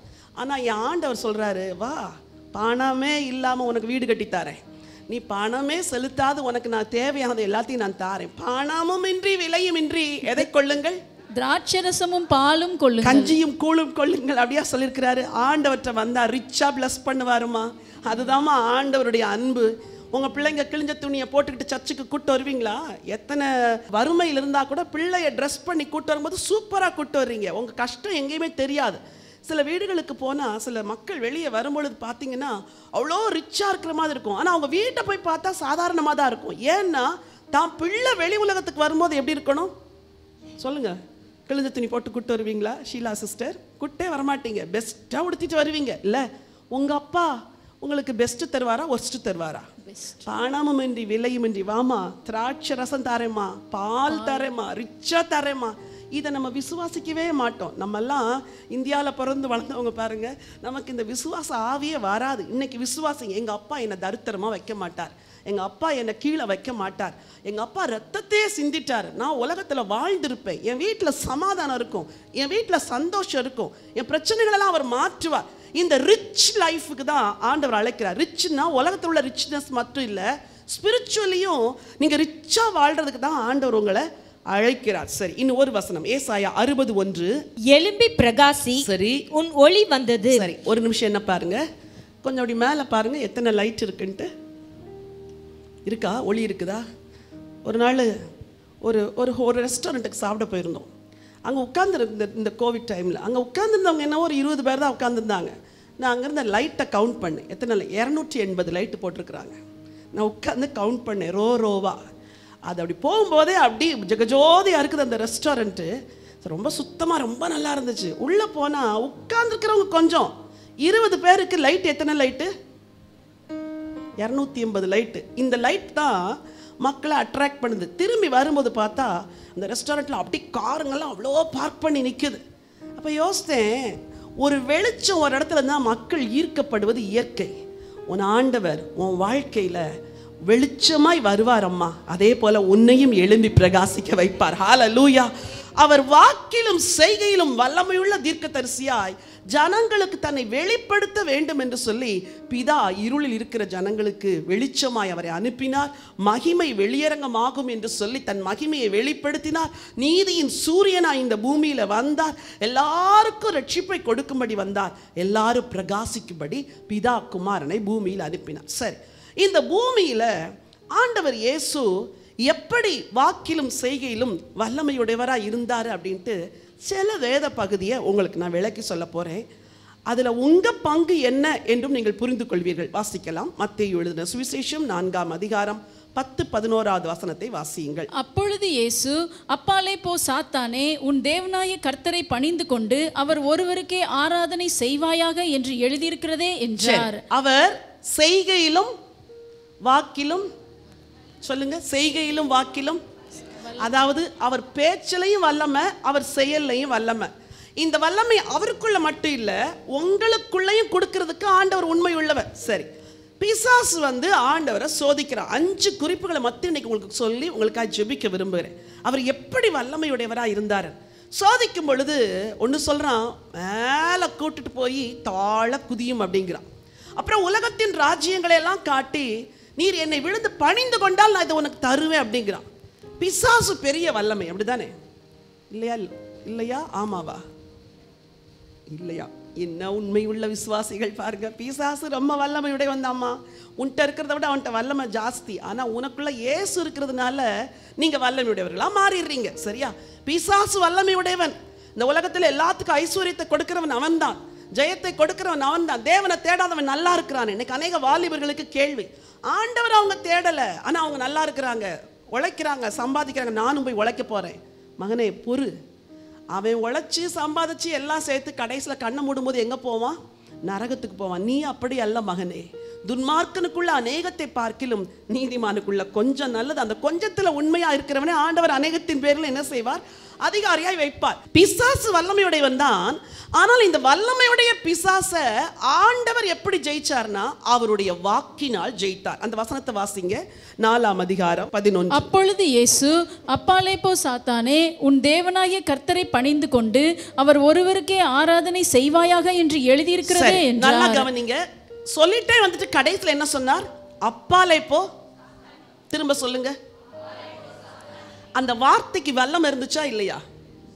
அந்த வல்லமை கேட்ட உடனே வேதம் சொல்லுது பிசாசு அவரை விட்டு விலகினான். இன்னைக்கு உங்க வாழ்க்கையில ஏன் பிசாசு போராடுறான் தெரியுமா? நீங்க உங்க வாயை திறந்து இயேசு சொன்ன மாதிரி அப்பாலே போ சாத்தானேன்னு நீங்க சொல்லல. பிசாசை இன்வைட் பண்ணி காஃபி போட்டு கொடுக்குறீங்க, டீ போட்டு கொடுக்குறீங்க, பிரேக்ஃபாஸ்ட்டில் கூட வச்சுக்கிட்டே பேசுகிறீங்க, லஞ்சில் கூட வச்சுக்கிட்டே பேசுகிறீங்க. அவன் ரொம்ப கம்ஃபர்டபுளாக இருக்கிறான். பெட்ரூமுக்கு கூப்பிட்டு போகிறீங்க, 2 பேரும் நல்லா சண்டை போடுறீங்க, புருஷனும் மனைவியும். பிள்ளைங்க வாழ்க்கையில் பிசாசு. அப்படியே உங்கள் வீட்டையே அவன் ஆட்சி செய்கிறான். அவர் வாக்கிலும் செய்கையிலும் வல்லமை உடையவர், உங்களுக்கும் உங்கள் வார்த்தையிலையும் வல்லமையை கொடுத்துருக்கிறார். பிள்ளைங்களுக்குள்ள பாருங்க, சில பிள்ளைங்க ராத்திரி நேரத்தில் அலறி அலறி அலறி அழும். அது எவ்வளோதான் அடக்குனாலும் அது அமைதலாகவே ஆகாது. ஒரு வீட்டிலே ஒரு முறை ஊழியத்திற்கு சென்றிருந்தோம். அந்த குழந்தை அழுது அழுது அழுது ராத்திரியெல்லாம் அழுது. அந்த பெற்றோர் என்னெல்லாமோ செஞ்சாங்க. கடைசியில் நான் போய் என்ன குழந்தைக்கு என்னன்னே தெரியல சிஸ்டர், பிள்ளை அலறி அலறி அழுது. பிள்ளை தலைமையில் கை வச்சு இயேசுவின் நாமத்தில் இந்த பிள்ளைய, அது வியாதி இல்லைங்கிறது நல்லா தெரிஞ்சிட்டு, நமக்கு ஸ்பிரிச்சுவல் பீப்புளுக்கு காட் சொல்லுவார் இல்லையா, இயேசுவின் நாமத்தில் இந்த பிள்ளைய அலைக்கழிக்கிற பிசாசின் கிரியைகளை நான் கடிந்து கொள்றேன். ஜெபிச்சு கொஞ்ச நேரத்தில் அப்படியே தூங்குச்சு பாருங்க. காலையில் தான் எழும்புச்சு. அப்போது பெற்றோருக்கு கலக்கம், ஐயோ குழந்தைக்கு என்னவோ இல்லை. சில கிரியைகளுக்கு பின்னாடி பிசாசு கிரியை செய்வான். பைபிள் சொல்லுது அவர் வாக்கிலும் செய்கையிலும் வல்லமையுடையவராக இருந்தனால அப்பாலே போ வசனத்தை சொல்லி சொல்லி ஜெயிக்கிறாரு. வாலிப பிள்ளைங்களே, உன் வாழ்க்கையில் நீ ஜெயிக்க முடியாத காரியத்தை ஜெயிக்கிறதுக்கு ஆண்டவர் உனக்கு வல்லமை கொடுத்துருக்கிறார். அந்த வல்லமை உன் வாயிலிருந்து வெளியே வந்தாதான் அது கிரியை செய்யும். சரியா? சிந்தையில் போராட்டம் வரும்போது என்ன செய்யணும்? ஆண்டவருடைய வார்த்தையை வாயினால அறிக்கை சொல்ல. அப்பாலே எதுவுமே தெரியலனா கூட அப்பாலே போ சாத்தானே, வீட்டில் உள்ளவங்கள சொல்லிடாதீங்க, அப்புறம் திருப்பி அடிச்சிருவாங்கல்ல. அப்பாலே போ சாத்தானேன்னு பிசாசை பார்த்து கடிந்து கொள்ளணும். ஆண்டவர் சொன்ன உடனே பிசாசு அவரை விட்டு என்ன செய்தான்? விலகினான். இப்போ சொல்லுங்க, அவர் வாக்கிலும் செய்கிலும் வல்லமையுடையவரா? ஆமே சொல்லுங்க. ஒரு உலகையே அலக்களிக்கிற பிசாசை ஒரு வார்த்தையினால துரத்துனாருன்னா, உங்க குடும்பத்தை அலக்களிக்கிற பிசாசை நீங்களும் எதனால தான் துரத்தணும்? வார்த்தையினால தான். சரி, 2வது மத்தேயு எழுதின சுவிசேஷம் 4ஆம் அதிகாரம் 19, 20, 25 வாசியுங்கள். என் பின்னே வாருங்கள், உங்களை மனுஷரை பிடிக்கிறவர்கள் ஆக்குவேன் என்றார். சரி, உடனே அவர்கள் வலைகளை விட்டு அவருக்கு பின் சென்றார்கள். கொஞ்சம் கவனிங்க, பிராக்டிக்கலாவே பேசுறேன். இங்க எவ்வளோ பேர் இருக்கிறீங்க, சிலருடைய கணவன்மார் ஞாயிற்றுக்கிழமை சர்ச்சுக்கு வர்றதே கிடையாது. எங்க வாங்க எங்க வாங்க, நீங்க என்ன தூபம் போட்டாலும் அவர் என்ன செய்ய மாட்டார். உனக்கு வேலை போறதா இருந்தா நீ போயிட்டு வா, என்னை ஏன் கூப்பிடுற? சில வேற மாதிரிலாம் கான்வர்சேஷன் சில வீட்டில் நடக்குது. உங்க வார்த்தைக்கு என்னவே இல்லை சொல்லுங்க. அதான் மதிப்பே இல்லை, வார்த்தைக்கு மதிப்பே இல்லை, வார்த்தைக்கு வல்லமே இல்லை. இங்கே ஒருத்தர் வந்தார், என் பின்னே வாருங்கள் உங்களை மனுஷரை பிடிக்கிறார்களாக்குவேன்னு சொன்னார். சொன்ன உடனே வலை படகு எல்லாத்தையும் போட்டு என்ன செஞ்சுட்டாங்க? எது இழுத்தது? அந்த வார்த்தையில் இருக்கிற வல்லமை. இன்னைக்கு நான் உங்களுக்கு சொல்கிறேன், உங்கள் இருதயத்தை ஆண்டவருடைய வசனத்தால் நிறச்சி நிறச்சி நிறச்சி நிறச்சி நிறச்சி வச்சுட்டு நீங்கள் பேசும்போது அந்த வசன நிறைவோடு கூட பேசுறீங்கன்னா, when you speak God's word, His power will be revealed. நீங்கள் ஆண்டவருடைய வசனத்தை நீங்கள் சொல்லும்போது அவருடைய வல்லமை என்ன செய்யும்? விளங்கும். ஏசு சொன்னார், என் பின்னாடி வா, உன்னை மனுஷரை பிடிக்கிறவர்களாக்குவேன். உங்கள் பிள்ளைங்களை மாற்ற முடியுதா? சர்ச்சுக்கு வரமாட்டேன்னு சொல்கிற பிள்ளை சர்ச்சுக்கு கூப்பிட்டு வர முடியுதா? அதுதாங்க, அவ்வளோ நேரம் கூப்பிட்டு பார்த்துதான் சிஸ்டர், சர்ச்சுக்கே லேட்டாக வந்தேன். இன்னைக்கு எல்லாம் இருக்குதா? நான் ஒன்று சொல்கிறேன், உனக்குள்ள அந்த இயேசு இருந்தால், உங்களுக்குள்ள அந்த இயேசு இருந்தால், உங்க வார்த்தையில் ஆண்டவர் தன்னுடைய வல்லமையை கொடுப்பார். ஹல்லேலூயா. 20வது வசனம் வாசிங்க. உடனே அவர்கள் வலைகளை விட்டு அவருக்கு பின் சென்றார்கள். உடனே அவர்கள் வலைகளை விட்டு அவருக்கு பின் சென்றார்கள். 25. கலிலேயாவிலும் தெக்கப்பொலியிலும் எருசலேமிலும் யூதேயாவிலும் யோர்தானுக்கு அப்புறத்திலும் இருந்து திரளான ஜனங்கள் வந்து அவருக்கு பின் சென்றார்கள். கலிலேயாவிலும் யூதேயாவிலும் தெக்கப்பொலியிலும் இருந்து திரளான ஜனங்கள் அவருக்கு எதை கேட்டு பின்னாடி போனாங்க? அவர் வார்த்தையில வல்லமை இருந்துச்சு, அவருடைய செய்கையில வல்லமை இருந்துச்சு. இந்த இயேசு உயிரோடு இருக்கிறாரா? இந்த இயேசு உயிரோடு இருக்கிறாரா? இருக்கிறார். உங்க வாழ்க்கையில இந்த இயேசு கிரியை செய்வார். யாரெல்லாம் இயேசுக்கு பின்னாடி வரலன்னு நீங்க நினைக்கிறீங்களோ அவங்க எல்லாம் ஒரு நாள் வருவாங்க. பொறுமையோடு இருங்கள். வாக்கிலும் செய்கையிலும் வல்லமையோட இந்த ஆண்டவர் இயேசு, ஆண்டவர் உயர்த்தப்படும் பொழுது எல்லாரும் இழுத்துக்கொள்ளுவேன் என்று சொன்னாரே, உங்க குடும்பத்தில் உள்ள அத்தனை பேரையும் இந்த இயேசு இழுத்துக்கொள்வார். உங்க வீட்டில் இருக்கிற அத்தனை பேரும் ஆண்டவருடைய அன்புக்குள் வருவார்கள். அவர் வாக்கிலும் செய்கையிலும் வல்லமையுடைய ஒரு தீர்க்கதரிசி. சரி, மூன்றாவதாக வேதத்தில் பல இடங்களில் ஆண்டவருடைய வார்த்தை வல்லமையுடையதா இருந்துச்சு. வாசிக்கலாம். மத்தேயு எழுதின சுவிசேஷம் 8ஆம் அதிகாரம் 23 வாசிங்க. அவர் படவில் ஏறின போது அவருடைய சீஷர்கள் அவருக்கு பின் சென்று ஏறினார்கள். அப்பொழுது படவு அலைகளினால் மூடப்படத்தக்கதாய் கடலில் பெருங்காற்று உண்டாயிற்று. அவரோ நித்திரையாய் இருந்தார். அப்பொழுது அவருடைய சீஷர்கள் வந்து அவரை எழுப்பி, ஆண்டவரே, எங்களை ரட்சியும், மடிந்து போகிறோம் என்றார்கள். அதற்கு அவர், அற்ப விசுவாசிகளே, ஏன் பயப்படுகிறீர்கள் என்று சொல்லி எழுந்து காற்றையும் கடலையும் அதட்டினார். காற்றையும் கடலையும் அதட்டினார். உடனே மிகுந்த அமைதல் உண்டாயிற்று. மிகுந்த அமைதல் உண்டாயிற்று. நல்லா கவனிங்க. அவர் என்ன சொன்னாரு? காற்றையும் கடலையும் அதட்டினார். உடனே என்ன உண்டாயிற்று? மிகுந்த அமைதல். ஆஸ்திரேலியாவில் காட்டு தீ பயங்கரமா பரவி எத்தனையோ விலங்குகள், லட்சக்கணக்கான கோடிக்கணக்கான விலங்குகள் செத்து போனதை நம்ம பார்த்தோம். எனக்கெல்லாம் அந்த கேங்குரூஸ் எல்லாம் அப்படியே மடிந்து கிடக்கதை பார்த்து உண்மையிலே உள்ளெல்லாம் உடஞ்சிருச்சு. இதுகள்லாம் எவ்வளோ நல்லா சந்தோஷமாக காட்டில் என்ன செஞ்சுருக்கும், சுயாதீனமாக தெரிஞ்சிருக்கும். இந்த காட்டுத்தீ எல்லா இந்த விலங்குகளை கொன்றுச்சே அப்படின்ட்டு. அப்போ நான் யோசித்தேன், இந்த காட்டுத்தீயை யாராலையும் அணைக்கவே முடியலையா? நம்மலாம் ஜெபம் பண்ணோம், ஆண்டவரே நீங்கள் அற்புதம் செய்யணும் அப்படின்னு சொல்லிட்டு. அதனால் ஆண்டவர் அப்புறம் அந்த தீ அணையும்படி உதவி செய்தார். ஒரு முறை திருமணமான ஆரம்ப காலங்களில் ஒரு வீட்டிலே நாங்கள் வசித்து கொண்டிருந்தோம். அப்போ இதே போல் ஒரு சம்மர் டைம். அப்போது ஏதோ ஒரு சின்ன ஒரு இதில் பக்கத்தில் திடீர்னு பார்த்தா ஃபுல்லாக அங்கே க்ரீன் கிராஸ் இருக்கும். சம்மரில் அதெல்லாம் காஞ்சு போயிருந்துச்சு. திடீர்னு பார்த்தா ஃபுல்லாக அது தீ பற்றி எரிகிறது. அந்த டைமில் உடனடியாக நான் தனியே இருக்கிறேன் வீட்டில். எப்படி இதை அடைக்கிறது ஒன்றுமே எனக்கு தெரியவே இல்லை. யாரை கூப்பிடுறது எனக்கு புரியலை. வீட்டிலே மூத்த மகன் குழந்தையாக இருக்கிறார். இயற்கையாக ஒரு பயம் வரும்ல, அது தீ உள்ளே வந்துருச்சுன்னா என்ன செஞ்சிடும், குழந்தைக்கு ஏதோ ஆபத்து வருமோ. சரி, ஃபயர் ஸ்டேஷனுக்கு ஃபோன் பண்ணணுமா, அப்போல்லாம் அந்த தெளிவும் இல்லை. உடனே நேராக போய் முழங்கால் போட்டேன். ஆண்டவரே, எனக்கு என்ன செய்வீங்களோ தெரியாது, இந்த தீ என்ன செய்யணும், அமரணும். நீங்கள் நம்பவே மாட்டீங்க, ஒரு தேவன் ஜீவன் உள்ளவராக இருக்கிறாருங்கிறதுக்கு நான் சாட்சியாக தேவ சன்னிதானத்தில் நின்று சொல்கிறேன். கொஞ்ச நேரத்தில் எப்படித்தான் மழை வந்துச்சுன்னு எனக்கே தெரியாது, மழை அந்த தீ அடங்குனது. ஹல்லேலூயா. என் வாழ்க்கையில் இப்படி இயற்கைக்கு அப்பாற்பட்ட பல காரியங்களை நான் தனியாக அனுபவித்திருக்கிறேன். யோசித்தேன், யாருமே வீட்டில் இல்லை, ஒரு சின்ன பேபியை வச்சுருக்கிறேன், பக்கத்தில் நெருப்பு எரியுது. இந்த நெருப்பு ஏதோ உள்ளே வந்துருச்சுன்னா நான் என்ன செய்வேன், நான் ஹெல்ப்லெஸ்ஸாக இருக்கிறேன்னு நினச்ச நேரத்தில், இதை போன்ற ஒரு மத்தியான நேரத்தில் திடீரென்று மேகங்கள் வரவும் மழை பெய்யவும் அந்த தீ அணையவும் ஆண்டவர் அனுக்கிரகம் செய்தார். ஹல்லேலூயா. இன்னைக்கு நான் உங்களுக்கு சொல்கிறேன், இயற்கையை அவர் அடக்கினாரே. உங்கள் வீட்டில் கொந்தளிக்குதே, உங்கள் வீட்டில் குமுறுகிறதே, உங்கள் தொழிலில் குமுறுகிறதே, உங்கள் சரீரத்தில் குமுறுகிறதே வியாதி, இதை அடக்கிறதுக்கு உங்கள் வார்த்தையில் அவர் வல்லமையை கொடுக்கிறார். ஹல்லேலூயா.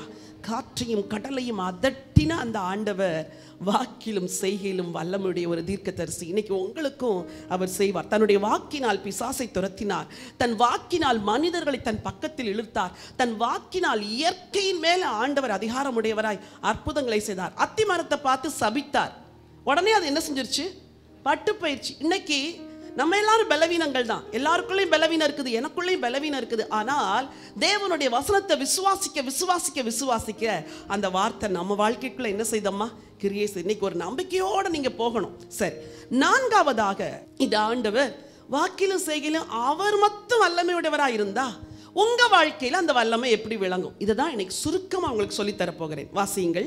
மத்தேயு எழுதின சுவிசேஷம் 8ஆம் அதிகாரம் 2-3 வசனங்கள். அப்பொழுது குஷ்டரோகி ஒருவன் வந்து அவரை பணிந்து, ஆண்டவரே, உமக்கு சித்தமானால் என்னை சுத்தமாக்க உம்மால் ஆகும் என்றான். சரி, இயேசு தமது கையை நீட்டி அவனை தொட்டு, எனக்கு சித்தம் உண்டு, சுத்தமாகு என்றார். நல்லா கவனிங்க, லிசன் பண்ணுங்க. குஷ்டரோகி ஒருத்தர் இருந்தான். இஸ்ரவேல் தேசத்திலே குஷ்டரோக வியாதி என்பது அது எல்லாராலும் புறக்கணிக்கப்படுகிற ஒரு வியாதி. அவங்கள வந்து ஊரை விட்டு என்ன செஞ்சிருவாங்க, வெளியே வச்சிருவாங்க. ஒரு குஷ்டரோகி வந்தால் அவன் வந்து தீட்டு தீட்டு தீட்டுன்னு சொல்லிக்கிட்டே வரணுமா. இது எவ்வளோ பயங்கரமாக இருக்கும்ல. ஜஸ்ட் இமேஜின், அவனும் ஒரு மனுஷன்தான், அவனும் ஒரு ஹியூமன் பீயிங் தான். ஆனால் ஆண்டவர் இயேசு குஷ்டரோகியை தொட்டு சுகமாக்கினார். சரி, அவர் வாக்கிலும் செய்கையிலும் வல்லமை உள்ளவர் தான். இந்த மனுஷன் வாழ்க்கையில அந்த வல்லமை எப்படி விளங்குச்சுன்னா, அவன் என்ன ஜெபம் பண்ணாமா, வாசிங்க. ஆண்டவரே, ஆண்டவரே உமக்கு சித்தமானால் என்னை சுத்தமாக்க உம்மால் ஆகும் என்றான். ஒரு குஷ்டரோகி பண்ணுன ஒரு சிம்பிள் பிரேயர். என்ன பிரேயர்? அப்பா, உங்களுக்கு சித்தம்னா என்ன சுகமாக்க உங்களால ஆகும். இன்னைக்கு நீங்க என்ன செய்றீங்க? 3 மணி நேரம் ஜெபம் பண்றீங்க, விசுவாசமே இல்லாம ஜெபிக்கிறதுனால ஜெபத்துக்கு பதில் வரல. இன்னைக்கு உங்க ஹார்ட்டை கொஞ்சம் டர்ன் பண்ணுங்க. காட், உங்களுக்கு சித்தம்னு எனக்கு தெரியுது, உங்களால முடியும்னு எனக்கு தெரியுது, ஆனா என் வாழ்க்கையில் இதை செய்யும்படி நான் ஜெபம் பண்றேன்ப்பா. இந்த விசுவாசத்தோடு கூடிய ஜெபம் இருக்குது பாருங்க, அது தேவனுடைய வல்லமையை உங்க வாழ்க்கையில கட்டவிழ்க்கும். தேவனுடைய அற்புதம் செய்கிற கிரியைகள் உங்கள் வாழ்க்கையில் நடக்கும்படி செய்யும். உங்கள் தரித்திரங்களை மாற்றும், உங்கள் பிரச்சனைகளை தீர்க்கும், உங்கள் எல்லா சூழ்நிலைமைகளையும் மாற்றும். ஒரு குடும்பத்தார் கடந்த நாட்களிலே குடும்பமாக என்னை சந்திக்க வந்தார்கள். அப்போ சொன்னாங்க, நாங்கள் மிகுந்த ஒரு கஷ்டத்தில் இருந்தோம்மா, வாழ்க்கையை முடிச்சுக்கலாம்னு நான் நினைக்கிற நேரத்தில் உங்கள் செய்திகளை தொடர்ந்து கேட்டு கேட்டு நாங்கள் பலப்பட்டோம், விசுவாசித்தோம், ரட்சிக்கப்பட்டோம். குடும்பமாக இன்றைக்கி உங்களை வந்து சந்தித்து ஜெபிச்சுட்டு போக வந்தோம். நாங்கள் இப்போ சந்தோஷமாக இருக்கிறோம் ஏசப்பாவுக்குள்ள. பிரச்சனை வந்து இருக்குது, கொஞ்சம் கொஞ்சமாக மாறுது, ஆனால் செத்துறணும்னு நினச்சோம் பாருங்க, அந்த எண்ணமே இப்போ இல்லைம்மா என்று சொன்னார்கள். ஹல்லேலூயா. இந்த கிரியையை செய்வது எது தெரியுமா? தேவனுடைய வார்த்தை. என் அன்பு சகோதரிகளே, அவன் கேட்டான், ஐயா நான் குஷ்டரோகி, குஷ்டரோகம் தீர்க்கவே முடியாத ஒரு வியாதி, அது தெரியுமா உங்களுக்கு? உங்கள் வாழ்க்கையில் தீர்க்கவே முடியாத பிரச்சனையாக இருந்துச்சுன்னா கம் டு ஜீசஸ். ஏசுட்ட வாங்க, வந்து சொல்லுங்க, அப்பா உங்களால முடியும், நீங்க வாக்கிலும் செய்கையிலும் வல்லமையுடையவர் நான் நம்புறேன்ப்பா, என் வாழ்க்கையில் இதை செய்யுங்கன்னு நீங்க ஜெபம் பண்ணும்போது அந்த வல்லமை உங்க வாழ்க்கையில விளங்கும். ஹல்லேலூயா. ஜெபத்தை நிறுத்தாதீங்க. இதுவரைக்கும் ஜெபித்த ஜெபங்களுக்கு பதில் வரும்னு இன்னும் நம்பிக்கையோடு இருங்க. இன்னும் பிரச்சனைகளுக்கு ஜெபம் பண்ணுங்க, ஆண்டவர் நிச்சயமாய் பதில் கொடுப்பார். மத்தேயு 8ஆம் அதிகாரம் 6வது வசனத்தை வாசியுங்கள். ஆண்டவரே என் வேலைக்காரன் வீட்டிலே திமிர்வாதமாய் கிடந்து கொடிய வேதனைப்படுகிறான். ஆண்டவரே என் வேலைக்காரன் வீட்டிலே திமிர்வாதமாய் கிடந்து என்ன செய்கிறான்? கொடிய வேதனைப்படுகிறான். திமிர்வாதம் அந்நாட்களில் தீர்க்கப்பட முடியாத ஒரு வியாதி. சரி, வாசிமா. அதற்கு இயேசு, நான் வந்து அவனை சொஸ்தமாக்குவேன் என்றார். அவர் சொன்னாரு, நான் வந்து அவனை சொஸ்தமாக்குறேன். ரொம்ப இன்ட்ரெஸ்டிங்கா இருக்குது ஜீசஸ் செய்யற மிராக்கிள்ஸ் எல்லாம் பார்க்கல. நான் வந்து அவனை சொஸ்தமாக்குவேன். உடனே 100க்கு அதிபதி சொல்றான், ஐயோ எங்க வீட்டுக்கெல்லாம் நீங்க என்ன செய்யக்கூடாது, வரக்கூடாது ஆண்டவரே, அது சின்ன வீடா இருந்துச்சா, சுத்தம் இல்லாத வீடா இருந்துச்சா, நீங்க என் வீட்டுக்கு வரதுக்கெல்லாம். அவன் 100க்கு அதிபதி, அவன் வீடு நல்லா தான் இருந்திருக்கும், ஆனா தன்னை தாழ்த்தி நீங்க வரவே வேண்டாம் ஆண்டவரே, எனக்கு தெரியும் நீங்க வாக்கிலும் செய்கையிலும் வல்லமையுடைய தீர்க்கதரிசி, ஒரு வேர்டு சொல்லுங்கப்பா, என் வேலைக்காரன் சொஸ்தமா. ஆண்டவர் ஆச்சரியப்பட்டுட்டார். நான் இஸ்ரவேலுக்குள்ள கூட இப்படிப்பட்ட விசுவாசத்தை நான் பார்க்கல. சிஸ்டர், எதை வளர்த்துப்பீங்களோ வளர்க்கலையோ உங்க விசுவாசத்தை வளர்த்துக்கோங்க. என் ஆண்டவர் எனக்கு செய்வார். என் ஆண்டவருடைய வார்த்தையில் வல்லம் இருக்குது. என் ஆண்டவர் ஒரு வார்த்தை சொன்னால் எனக்கு நடக்கும். அழகாக அந்த வேத பகுதி சொல்கிறது, ஆண்டவர் ஆச்சரியப்படுகிறார். அப்புறம் அவன் ஒரு எக்ஸ்பிளனேஷன் சொல்கிறான். ஆண்டவரே, நான் அதிகாரத்துக்கு கீழ்பட்டிருக்கிறேன், ஆனால் எனக்கு கீழே என்ன செய்கிறாங்க? ஆட்கள் இருக்கிறாங்க. வா என்றால் வருகிறான், போய் என்றால் போகிறான். அப்படி நடக்குதா? நீங்கள் ஒரு ஆஃபீஸில் உயர் அதிகாரியாக இருக்கலாம், இங்கே வான்னா கீழே இருக்கிறவங்க என்ன செஞ்சுதான் வந்து தான் ஆகணும். ஹாஸ்பிட்டலில் ஒர்க் பண்ணுறீங்க, உங்களுக்கு கீழே நிறைய பேர் இருக்கிறாங்க, வானா வரமாட்டேன்னு சொல்லுவாங்களா? சொல்லுங்கள். சுப்பீரியராக உங்களை பெரிய போஸ்ட்டில் வச்சுருக்கிறார், வானா வரணும், போனா போகணும். அந்த பேஷண்ட்டுக்கு இந்த இன்ஜெக்ஷனை கொடுன்னா அவங்க அதைத்தான் கொடுக்கணும், இஷ்டம் போல் செய்ய முடியாது. அவன் சொல்கிறான், நான் அதிகாரத்தில் இருக்கிறேன், எனக்கு கீழே கொஞ்சம் பேர் அதிகாரத்தில் இருக்கிறாங்க, அவனை வானா வர்றான்ப்பா, போனா போகிறான். நான் சொன்னாலே நடக்குதுன்னா நீங்கள் சொன்னால் நடக்கும்பா. ஹல்லேலூயா. ஆண்டவர் சொன்னால் நடக்கும். சொல்லுங்க, ஆண்டவர் சொன்னால் நடக்கும், அற்புதம் நடக்கும், அதிசயம் நடக்கும். அவன் சொல்றான், ஆண்டவரே ஒரு வார்த்தை சொல்லுங்க. அடுத்து அற்புதமா ஆண்டவர் சொல்றார். 13வது வசனம். பின்பு இயேசு 100க்கு அதிபதியை நோக்கி, நீ போகலாம், நீ விசுவாசித்தபடியே உனக்கு ஆக கடவுது என்றார். அந்த வேர்டை கொஞ்சம் பென் வச்சிருந்தா அண்டர்லைன் பண்ணுங்க. அந்த நாளிகையிலேயே அவன் வேலைக்காரன், அந்த செகண்ட்லேயே. அப்போ விசுவாசம் தான் உலகத்தில் பெரிய காரியங்களை சாதிக்குது. நடக்க முடியாதவைகள், தீர்க்க முடியாதவைகள், நெடுநாள் தடைப்பட்ட காரியங்கள், நெடுநாள் பதில் வராத ஜெபங்களுக்கெல்லாம் இனிமே விசுவாசம் என்ற ஆயுதத்தை வாயைத் திறந்து அறிக்கை செய்யும் போது அவர் வார்த்தையில எப்படி வல்லமை இருந்துச்சோ அது போல உங்க வார்த்தையில என்ன இருக்கும்? வல்லமை இருக்கும். சரி, இந்த வல்லமையை நமக்கு கொடுத்துருக்கிறாரு. அந்த வல்லமையை ஜெபத்தின் மூலமாக நீங்கள் அவருக்கு தெரியப்படுத்தும் போது கிரியை நடக்கும். அந்த வல்லமையை விசுவாசத்தின் மூலமாக உங்கள் சூழ்நிலைமைகளுக்கு நேராய் சொல்லும் பொழுது கர்த்தர் என்ன செய்வார்? கிரியை செய்வார். நான் பல இடத்துலையும் சின்ன சின்ன இளவயதின் சாட்சிகளை சொல்லியிருக்கிறேன். நான் இளவயதாக இருந்த பொழுது அப்போல்லாம் யூஸ் டு டிரைவ் 2 வீலர். சரியா? அப்போ எங்கள் அப்பா ஒரு வில்லேஜ் ஒரு 3-4 கிலோமீட்டர்ஸ் தள்ளி ஒரு இடத்துல எனக்கு ஒரு கிளினிக் வச்சு கொடுத்துருந்தாங்க. எங்கள் ஊர்லேயே நானும் இன்னொரு டாக்டர் தான் அப்போ வந்து 2 வீலரே மூப்பேட்டையே ஓட்டுவோம். இப்போ எல்லோரும் பார்ப்பாங்க, இன்னொரு லேடிஸ் 2 வீலர் ஓட்டுறாங்க அப்படின்னு. அப்பா வாங்கி கொடுத்தாங்க. எவ்ரிடே அந்த கிளினிக்கு அதில் தான் நான் போவேன். நான் போகிற வழியிலே ஒரு வீட்டை எப்பொழுது பார்த்தாலும் அந்த வீட்டுக்காக கை நீட்டி ஜெபம் பண்ணுவேன். ஏன் ஜெபம் பண்ணுவேன்னு எனக்கு தெரியாது. ஆண்டவரே இந்த வீட்டில் உள்ளவங்க ரட்சிக்கப்படணும், ஆண்டவரே இந்த வீட்டில் உள்ளவங்க ஆசீர்வதிக்கப்படணும். அந்த டர்ன் வந்த உடனே ஆண்டவர் ஞாபகப்படுத்துவார். கொஞ்ச நாள் கழித்து ஒருத்தர் வந்து என்கிட்ட வந்தாங்க, ஒரு வீட்டுக்கு ஜெபம் பண்ணணும், வரீங்களாம்மா அப்படின்னாங்க. சரி, யார் இருந்தாங்க? இருக்குது அவங்க வீடு, அவங்க வீட்டில் கொஞ்சம் பிரச்சனை, வயசானவர் இருக்கிறாரு. சரி என்று போனேன். அந்த வீட்டில் போனால் முதியவர் ஒருவருக்கு சுகவீனம், குடும்பமெல்லாம் வந்து நிற்கிறாங்க. அந்த வீடு எந்த வீடுன்னா, நான் எந்த வீட்டு மேலே கை வச்சு ஜெபம் பண்ணிட்டு போனேனே அதே வீடு.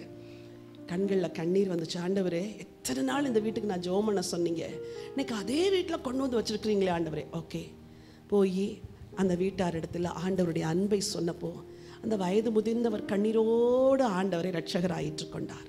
அந்த முழு குடும்பமும் அந்த ஒரு சின்ன ஜெபத்தில் ஆண்டவரை ஏற்றுக்கொண்டு ஆண்டவரை ஆராதிக்க துவங்கி விட்டார்கள். நான் இன்னைக்கு ஏன் சொல்கிறேன்னா, உங்கள் வாழ்க்கையில் பரிசுத்த ஆவியானவர் பல வேளைகளில் உங்களை ஏவுவார், சில காரியங்களை தூண்டுவார். விசுவாசித்து நீங்கள் அதை செயல்படுத்தும் பொழுது நிச்சயமாய் அதில் உங்களுக்கு அற்புதங்கள் நடக்கும். உங்கள் குடும்பத்துக்கும் நடக்கும், மற்றவர்களுக்கும் நடக்கும். ஹல்லேலூயா.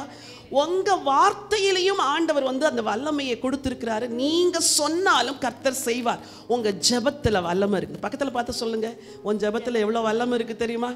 சொல்லுங்க, உன் ஜெபத்தில் எவ்வளோ வல்லமை இருக்குது தெரியுமா? நீ ஏன் உன் ஜெபத்தை விசுவாசிக்க மாட்டேங்கிற? பெரிய தேவன் இருக்கிறாரு. செய்த எல்லா ஜெபங்களுக்கு என்ன வரும்? பதில் வரும். சரி, இங்கே வாசிமா அந்த வசனத்தை திரும்ப வாசி. நீ போகலாம், நீ விசுவாசித்தபடி உனக்கு ஆக கடவுது என்றார். அந்த நாளிகையிலேயே அந்த வேலைக்காரன் என்ன செஞ்சா?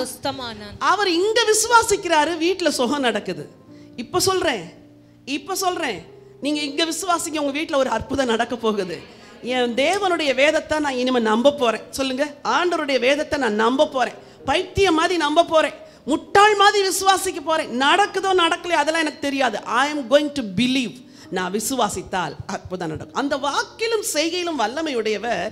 நீங்க அவரிடத்தில் ஜெபிக்கும் பொழுது உங்க வாழ்க்கையில் அந்த வல்லமை விளங்க பண்ணுகிறார். நீங்கள் அதை விசுவாசித்து அறிக்கை செய்யும் பொழுது உங்க வாழ்க்கையில் அந்த வல்லமையை விளங்க பண்ணுகிறார். சரி, வாசியுங்கள் 9ஆம் அதிகாரம் 18வது வசனம். அவர் இவைகளை அவர்களுக்கு சொல்லிக் கொண்டிருக்கையில் தலைவன் ஒருவன் வந்து அவரை பணிந்து, என் மகள் இப்பொழுதுதான் மரித்து போனாள், ஆகிலும் நீர் வந்து அவள் மேல் உமது கையை வையும், அப்பொழுது பிழைப்பாள் என்றார். நல்லா கவனிங்க, அவர் வல்லமையுடையவர் தான். ஆனா இந்த தலைவன் வந்து அந்த வல்லமையுடையவர்கிட்ட வேண்டாது இருந்திருந்தால் பிள்ளை பிழைச்சிருக்குமா? அவரான் சொல்றான், அழகா சொல்றான். ஐயா வாசிமா அந்த வசனத்தை.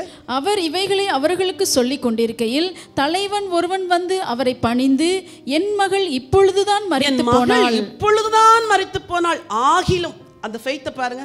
ஐயா, என் பிள்ளை செத்துட்டா, ஆனா கூட நீங்க வந்து கை வச்சீங்கன்னா என் பிள்ளை என்ன செய்வா? பிழைச்சிருவா. ஐயா, இன்னைக்கு உங்க விசுவாசம் எப்படி இருக்குது? உங்க வீட்டில் சில காரியம் செத்துருச்சு, சில குடும்பங்களில் சந்தோஷமே இல்லை, செத்துருச்சு. சமாதானமே இல்லை, செத்துருச்சு. 6 பேர் இருக்கிறீங்க, 6 டைரக்ஷன்ல இருக்கிறீங்க, ஒரு மனமே இல்லை, செத்துருச்சு. இன்னைக்கு ஆண்டவற்றை வாங்க. இந்த தலைவன் தன் பிள்ளை மரித்தாள் என்று அடக்க ஆராதனை நடத்தல, அவன் உடனே ஆண்டவற்றை வந்தான். 2 ராஜாக்கள்ல ஒரு பெண்ணை குறித்து படிக்கிறோம். பிள்ளை செத்துட்டான், அவ ஒண்ணுமே சொல்லாம புருஷன் இடத்துல எனக்கு ஒரு கழுதையும் ஒரு வேலை சேனத்தை வச்சு ஒரு வேலைக்காரனை அனுப்புங்கிறான். அவன் கேட்கிறான், இது வந்து விசேஷமான நாள் இல்லையே? இல்லை, எல்லாம் சரிதான், அனுப்புங்க. பிள்ளையை கொண்டு கட்டில் போட்டுட்டு வீட்டை பூட்டிட்டு தீர்க்கதரிசியை பார்க்க போறா. அவ எவ்வளோ விசுவாசம் உள்ளவல்ல, கையேந்தி அவள்கிட்ட கேட்கணும், அம்மா உன் விசுவாசத்துல எனக்கும் கொஞ்சம் தாமா அப்படின்னு. ஸ்திரீகளே, உங்களுக்கு சொல்றேன், நடக்கிறதெல்லாம் நடக்கட்டும். சொல்லுங்க பார்க்கலாம், நடக்கிறதெல்லாம் நடக்கட்டும். என் ஆண்டவரை நான் விசுவாசிக்க போகிறேன், என் தெய்வத்தை நான் விசுவாசிக்க போகிறேன். இங்கே ஜோம் பண்ண அதே நேரத்தில் அங்கே அற்புதம். இவன் வந்து ஆனாலும் பரவாயில்லப்பா, என் பிள்ளை செத்துட்டா, என் நம்பிக்கையெல்லாம் முடிஞ்சிருச்சு, ஆனால் உங்கள் மேலே நம்பிக்கை வச்சிருக்கிற ஆண்டவரே, நீங்கள் வந்து கையை வச்சிங்கன்னா போதும், என் பிள்ளை என்ன செய்வா, பிழைச்சிருவா. இவர் கேட்டுகிட்டே இருக்கும்போது இடையில இன்னொரு பெண் வந்துட்டா. அவள் பெரும்பாடுள்ள ஸ்திரீ. அவள் விசுவாசத்தோடு வந்து அவருடைய வஸ்திரத்தை தொடுறா. இப்போ இந்த தகப்பனுக்கு எப்படி, நானே என் பிள்ளை செத்து போச்சு, ஏசு வந்து ஜோமனன்னு சொல்லிட்டு இருக்கிற இவன் வந்து இடையில நிற்கிறாளே. சிஸ்டர், எது இடையில வந்தாலும் உங்கள் அற்புதத்தை யாராலையும் தடுக்க முடியாது. யாரு நடுவில் வந்தாலும் உங்களுக்கு ஆண்டவர் செய்ய நினைச்சதை ஒருத்தர் தடுக்கவே முடியாது. வாலிப மகனே, உனக்குன்னு ஆண்டவர் வச்சுக்கிற உயர்வை, வாலிப மகளே, உனக்குன்னு ஆண்டவர் வச்சுக்கிற வாழ்க்கையை எவரும் தடுக்க முடியாது. அந்த பெரும்பாடுள்ள ஸ்திரீயோடு ஆண்டவர் பேசுகிறா. அவளுக்கும் ஒரு அற்புதம். அவள் பெரும்பாட்டோட 12 வருஷமாக கஷ்டப்பட்டா. இப்போ வீட்டில் உட்காந்துருந்தா அவளுக்கு அற்புதம் நடக்குமா? நடக்காது. நீங்கள்லாம் அங்கே வந்தீங்கல்ல, இன்னைக்கு போகும்போது உங்களுக்கும் ஒரு அற்புதத்தை ஆண்டவர் செஞ்சு தான் அனுப்ப போகிறார். ஹல்லேலூயா, ஐ பிலீவ் மை காட். அவள் வந்தா, அவளுக்கு அற்புதம். தலைவன் வந்தான், தலைவனுடைய அடுத்து பின்னாடி பார்த்தா தலைவனுடைய பிள்ளைய ஆண்டவர் சுகப்படுத்துகிறார். சரி, இதெல்லாம் என்ன சொல்லுதுன்னா, அவர் வல்லமையுடையவர், அவர் வாக்கிலும் செய்கையிலும் வல்லமையுடையவர். அவருடைய வாக்கை நீங்கள் விசுவாசிக்கும் போது உங்களுக்கு வல்லமை நடக்கும். அவருடைய நாமத்தை நம்பி அவர் வல்லமையை விசுவாசித்து ஜெபிக்கும் பொழுது உங்களுக்கு அற்புதம் நடக்கும். இனிமே நீங்கள் எந்த ஜெபம் பண்ணாலும், ஆண்டவரே எனக்கு நீங்கள் செய்ய போகிறதுக்காய் ஸ்தோத்திரம், நான் விசுவாசிக்கிறேன், இப்படித்தான் உங்கள் ஜெபத்தை முடிக்கணும். செய்வீங்களோ செய்ய ஏதோ ஜோம் பண்ணேன், இன்னைக்கு உபவாச ஜெபத்துக்கு போனேன் சிஸ்டர், ஜோம் பண்ணாங்க, நடக்கும்னு நினைக்கிறேன், நடக்குதோ நடக்கலை, இப்படிலாம் சொன்னீங்கன்னா ஒன்றுமே நடக்காது. நான் வந்து என்ன அழுது ஜெபம் பண்ணாலும், என்ன உபவாசம் பண்ணாலும் உங்களுக்கு ஒன்றுமே நடக்காது. நீங்கள் சொல்லணும், நான் ஜெபிச்சிருக்கிறேன், எங்கள் அப்பா எனக்கு பதில் தருவார். இன்னைக்கு சொல்லுங்க, அவர் வாக்கிலும் செய்கையிலும் வல்லமையுடையவர். மாரியாள் சொன்ன வல்லமையுடையவர், மகிமையானவர்களை நமக்கு என்ன செய்வார், செய்வார். ஹல்லேலூயா. சரி, கடைசியா இன்னொரு வசனத்தை வாசியுங்கள். மத்தேயு எழுதின சுவிசேஷம் 9ஆம் அதிகாரம் 27வது வசனம். இயேசு அவ்விடம் விட்டு போகையில் 2 குருடர் அவர் பின்னே சென்று, தாவீதின் குமாரனே எங்களுக்கு இரங்கும் என்று கூப்பிட்டார்கள். நல்லா கவனிங்க, 2 குருடர்கள் இருக்கிறாங்க. ஜீசஸ் போறாரு, போட்டோம், இவரா நமக்கு சுகம் தர போறான்னு கம்முனுக்கு, நம்ம ஊர் பாஷையில் கம்முனு உட்காந்துருந்தாங்கன்னா அங்கே அற்புதம் நடந்திருக்குமா? ஐயா தாவீதின் குமாரனே எவ்வளோ கத்திருப்பாங்க, எல்லாரும் அவங்கள அடக்குனாங்க. ஆனால் பைபிள் சொல்லுது இன்னும் சத்தமாய் கூப்பிட்டார். இன்னைக்கு சொல்கிறேன், உங்கள் ஜெபத்தை அடக்குறாங்களா? என்ன ஜெபமணி நடந்துச்சு உனக்கு, கம்முனு அப்படின்னு சொல்கிறாங்களா? நான் சொல்கிறேன், இன்னும் சத்தமாக ஜெபம் பண்ணுங்க, இன்னும் சத்தமாக கூப்பிடுங்க, இன்னும் அதிகமாக ஜெபம் பண்ணுங்க, இன்னும் அதிகமாக விசுவாசிங்க. தாவீதின் குமாரனை எங்களுக்கு இறங்கும், ஏய் அமைதியாயிரு, தாவீதின் குமாரன் எங்களுக்கு இறங்கும், ஏய் அமைதியார், தாவீதின் குமாரனை, இப்படி தான் கூப்பிட்டுருப்பாங்க.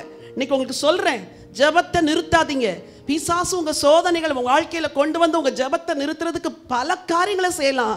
நீங்கள் என்ன தெரியுமா சொல்லணும், தாவீதின் குமாரனே எங்களுக்கு இறங்குங்கப்பா, உங்கள் வல்லமை விளங்கணும்ப்பா, உங்கள் வாக்கில் வல்லமை இருக்குது, நீங்கள் செய்கையில் வல்லமை உடையவர்கள், அதிகமாய் கூப்பிட கூப்பிட கூப்பிட என் ஆண்டவர் வல்லமையாய் உங்கள் வாழ்க்கையில் கிரியை செய்வார். ஹல்லேலூயா.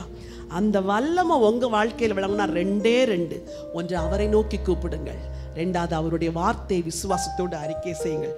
கடைசியா ஒரு வசனத்தை வாசிக்க விரும்புகிறேன். மத்தேயு எழுதின சுவிசேஷம் 9ஆம் அதிகாரம் 36வது வசனத்தை வாசிங்க. அவர் திரளான ஜனங்களை கண்டபொழுது அவர்கள் மேய்ப்பனில்லாத ஆடுகளைப் போல தோய்ந்து போனவர்களும் சிதறப்பட்டவர்களுமாய் இருந்தபடியால் அவர்கள் மேல் மனதுருகி தம்முடைய சீஷர்களை நோக்கி, அறுப்பு மிகுதி, வேலையாட்களோ கொஞ்சம், ஆதலால் அறுப்புக்கு எஜமான் தமது அறுப்புக்கு வேலையாட்களை அனுப்பும்படி அவரை வேண்டிக் கொள்ளுங்கள் என்றார். ஆண்டவர் சொன்னாரு, நான் மேசியா, நான் வந்து இந்த யூதேயா தேசத்தில் மட்டும்தான் ஊழியம் செய்ய பிதாவின் சித்தப்படி வந்தேன். ஆனால் உலகமெல்லாம் மக்கள் பரவி இருக்கிறாங்க, அறுப்பு மிகுதி, வேலையாட்கள் கொஞ்சம்.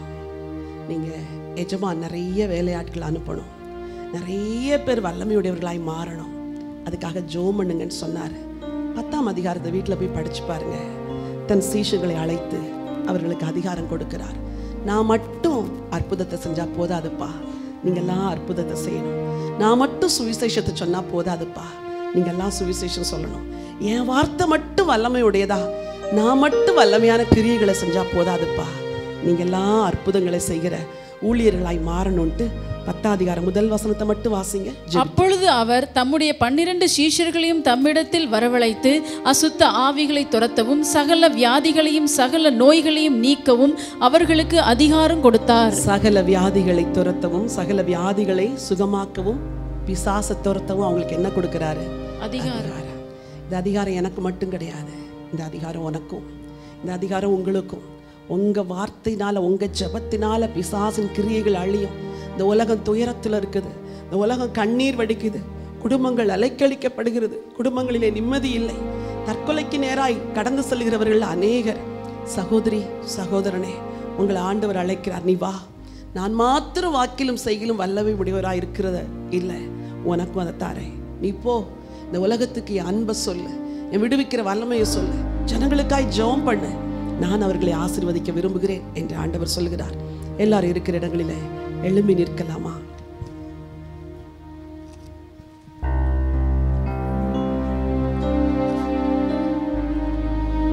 Thank you, Father. எம்மாவு சீஷர்கள், எம்மாவுக்கு கடந்து சென்ற சீஷர்கள் துக்கத்தோடு வழியிலே பேசிக்கொண்டு போனார்கள். அவர் வாக்கிலும் செய்யிலும் வல்லமையுடைய தீர்க்கதரிசியாய் இருந்தார். ஆனால் பிரதான ஆசாரியர்கள் எல்லாம் அவரை சிலுவையில் அறைந்து கொன்று விட்டார்கள்.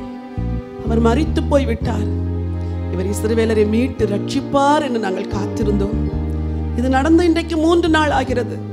ஸ்திரீகள் போய் பார்த்து பிரமிக்க வைத்தார்கள், சீஷர்கள் போய் பார்த்து வெறும் கல்லறையை பார்த்தார்கள், அவரையோ காணவில்லை. இன்னைக்கு உலகம் இயேசுவை தேடுகிறது. சகோதரி, என் வாழ்வில் அற்புதங்களை செய்கிற கடவுள் எங்கே, என் வாழ்வில் என்னை மீட்டெடுக்கத்தக்க தெய்வம் எங்கே என்று உலகம் தேடுகிறது. ஆனால் அவர்களுக்கு எல்லாம் வெறுமைதான் வாழ்க்கையில் நிறைந்து போயிருக்கிறது. இயேசுவை காணவில்லையே, இயேசு எங்கே என்று அவர்களுக்கு சொல்லுவார் யாரும் இல்லையே. இன்னைக்கு உங்க வலது கரத்தை ஆண்டவருக்கு நேராய் உயர்த்தி சொல்லுங்க. ஆண்டவரே, முதலாவது நான் என் வாழ்க்கையில் உம்முடைய வல்லமையை பெற்று அனுபவிக்கட்டும். ஆண்டவரே, நான் என் வாழ்க்கையில் உம்முடைய வல்லமையான வார்த்தைகளின் மகத்துவத்தை அறியணும். ஆண்டவரே, இந்த உலகத்துக்கு நான் எடுத்து செல்லணும். ஆண்டவரே, இந்த 2 பொறுப்புகளையும் ஆண்டவர் இன்னைக்கு உங்க மேல வைக்கிறார். மகளே, உனக்கு நான் முதலாவது அற்புதங்களை செய்ய விரும்புகிறேன். நான் வல்லமையுடையவராய் இருந்தது மட்டுமல்லாமல் நீயும் வல்லமையுடையவளாய் மாற வேண்டும். உனக்கும் அந்த வல்லமை வரங்களை தர விரும்புகிறேன். என் சுவிசேஷத்தை, இந்த ஒளியை உலகமெங்கும் எடுத்துச் செல். அறுப்பு மிகுதி, வேலையாட்களோ கொஞ்சம், அறுவடைக்கு ஆட்களை எழுப்பும்படி அறுவடையின் எஜமானை வேண்டிக் கொள்ளுங்கள் என்று சொன்னாரே. இன்னைக்கு உன்னைத்தான் ஆண்டவர் அழைக்கிறார். மகளே, சகோதரன், உங்களை தான் ஆண்டவர் அழைக்கிறார். முதலாவது உனக்கு அற்புதம். பேதுரு அன்றைக்கு ஒன்றுமே இல்லை என்று சொன்ன பொழுது அவர் வலை நிறைய கிழியும்படி மீன்களை கொடுத்து விட்டு சொன்னார், நீ வா, உன்னை நான் மனுஷரை பிடிக்கிறவர்களாய் மாற்றுவேன் என்று. இன்றைக்கு உங்களுக்கும் அப்படித்தான். முதல் அற்புதம் உங்களுக்கு, அதன் பிறகு உங்கள் மூலமாய் மற்றவர்களுக்கு. வலது கரத்தை உயர்த்தி ஆண்டவர்கிட்ட சொல்லுங்க, வாக்கிலும் செய்கையிலும் வல்லமையுடைய தீர்க்கதரிசியானவரே, வாக்கிலும் செய்கையிலும் வல்லமையுடைய தெய்வமே, ஆண்டவரே உமக்கு ஸ்தோத்திரம் அப்பா. ஆண்டவரே, என் வாழ்க்கையில முதல்ல அந்த அற்புதம் நடக்கட்டும். ஆண்டவரே, நான் ஜெபம் பண்ணுகிறேன். குருடர்களுக்கு பார்வை கொடுத்தது போல, தலைவனுடைய வீட்டில் நடந்த மரணத்தை திருப்பி போட்டது போல, பெரும்பாலுள்ள ஸ்திரீ உம்மை நோக்கி கூப்பிட்ட பொழுது குணமாக்கினது போல, இயற்கையின் மேல் அதிகாரம் எடுத்து அதட்டி அமர பண்ணினது போல, ஆண்டவரே என் வாழ்க்கையில் உம்முடைய வல்லமை விளங்க போறதற்காய் ஸ்தோத்திரம். நான் இனிமேல் உம்முடைய வார்த்தைகளை நம்புவேன். ஆண்டவரே, உங்க வசனங்களை நம்புவேன். ஆண்டவரே, உங்க ஜீவனுள்ள வார்த்தைகளை நான் நம்புவேன். ஆண்டவரே, நல்ல ஆண்டவருக்கு ஒப்பு கொடுங்க. இனிமே நீங்க சந்தேகப்படவே கூடாது. ஒரு ஆண்டவர் உயிரோடு எழும்பி இருக்கிறார். ஒரு ஆண்டவர் உன் அருகில் இருக்கிறார், உன்னோடு கூட நடக்கிறார். உன் வாழ்க்கையின் துயர துன்பமான நேரங்களில் அவர் கூட தான் இருக்கிறார். மகனே, கூட தான் இருக்கிறார். மகளே, சொல்லுங்க, என் கண்களை திறந்து விடுங்கப்பா. எந்தெந்த சூழ்நிலைமையில எல்லாம் நீங்க என் கூட இருக்கிறீங்கிறத நான் பார்க்கத்தக்கதாய், எல்லா சூழ்நிலைமையில நீங்க என் கூட இருக்கிறீங்கிறத நான் அறியத்தக்கதாய், ஆண்டவரே என் கண்களை திறங்கப்பா, என் கண்களை திறங்கப்பா, என் கண்களை திறங்கப்பா. இயேசு உயிரோடு இருக்கிறதை நாங்கள் அறிந்து கொள்ள வேண்டுமே ராஜா. நன்றி ஆண்டவரே. ஒவ்வொருடைய மனக்கண்கள் இன்றைக்கு திறக்கப்படுவதாக, ஒவ்வொருடைய மனக்கண்களை கத்த திறக்க வேண்டும் என்று சொல்லி ஜெபிக்கிறையா. இந்த வல்லமை உங்க கரத்தில் மூலமாய் வெளிப்பட போகிறது. உயர்த்திக் கொள்ளுங்க. அன்றைக்கு ஆண்டவர் தன் சீஷர்களை அழைத்து சகல வியாதிகளை குணமாக்கவும் பிசாசை துரத்தவும் அதிகாரம் கொடுத்தாரே. Receive your authority, receive your power. இன்னைக்கு பெற்றுக்கொள்ளுங்கள். ஆண்டவரே, எனக்கும் அந்த அதிகாரத்தை கொடுத்திருக்கிறீங்கப்பா. நான் ஜெபிக்கும் பொழுது அது நடக்கும் ஆண்டவரே. நான் ஜெபிக்கும் பொழுது ஜனங்களுடைய வாழ்க்கையில் அற்புதங்கள் நடக்கும், என் குடும்பத்தில் நடக்கும், என் வீட்டில் நடக்கும், என் அயலகத்தாருக்கு நடக்கும், மற்ற மக்களுக்கு நான் ஜெபிக்கும் பொழுது அது நடக்கும் ஆண்டவரே. இந்த உலகம் இயேசுவை தேடுகிறதம்மா. இந்த உலகம் இயேசுவை காணவில்லை என்று அங்கலாய்க்கிறது. ஆனால் அந்த இயேசு கூட இருக்கிறாரே. அவர்கள் மனக்கண்கள் திறக்கப்பட கர்த்தர் உன்னைத்தான் பயன்படுத்த போகிறார். ஹalleluya. உனக்கு ஒரு அதிகாரம் கொடுக்கிறார். எல்லாரும் வாயை திறந்து பெற்றுக்கொள்கிறேன் என்று சொல்லுங்க. இந்த அதிகாரத்தை எடுத்துக்கொள்கிறேன், இந்த அதிகாரத்தை பெற்றுக்கொள்கிறேன், இந்த அதிகாரத்தை எடுத்துக்கொள்கிறேன் ராஜா. இந்த அதிகாரத்தை எடுத்துக்கொள்கிறேன். உம்முடைய நாமத்தினால் எனக்கு கொடுக்கிற அதிகாரம், ஜனங்களை விடுதலை செய்கிற அதிகாரம், பிசாசின் வல்லமைகளை உடைக்கிற அதிகாரம், பிசாசை துரத்துகிற அதிகாரம், நோய்களை குணமாக்குகிற அதிகாரம், சுவிசேஷத்தை அற்புத அடையாளங்களோடு கூட சொல்லுகிற ஒரு அதிகாரம் இயேசுவின் நாமத்தினாலே இன்றைக்கு உனக்கு கிடைக்கிறது மகளே. வாயை திறந்து கர்த்தருக்கு நன்றி சொல்வீங்களா? நன்றி ஆண்டவரே, நன்றி ஆண்டவரே. ஹalleluya, ஹalleluya. நடக்கும் நடக்கும் நடக்கும் நடக்கும் அற்புதம் உனக்கு நடக்கும். தீரக்கும் தீரக்கும் தீரக்கும்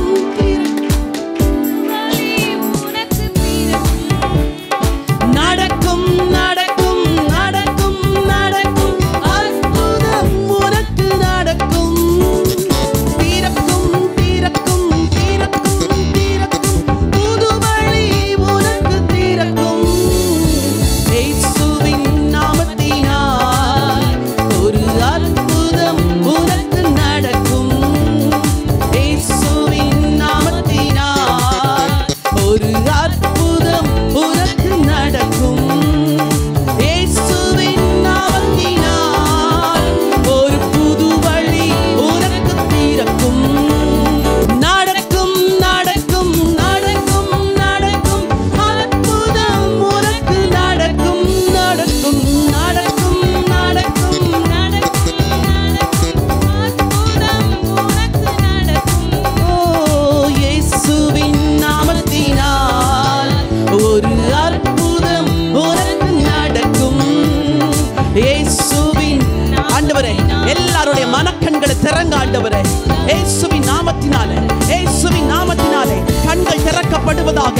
இயேசுவை உயிருள்ளவராய் காணும்படி, இயேசுவை ஜீவனோடு இருக்கிறவராய் காணும்படி கண்கள் திறக்கப்படுவதாக. இதுதான் அற்புதம். நீங்க கூட இருக்கிறீங்கிறத விசுவாசிக்கத்தக்கதாய் இருதயம் திறக்கப்படட்டும், இருதயம் திறக்கப்படட்டும், கண்கள் திறக்கப்படட்டும். கர்த்தரோடு வாழுகிற வல்லமையின் வாழ்க்கை, கர்த்தரோடு வாழுகிற உயிருள்ள ஒரு வாழ்க்கை உம்முடைய ஜனத்திற்கு பரிசாய் வருவதாக.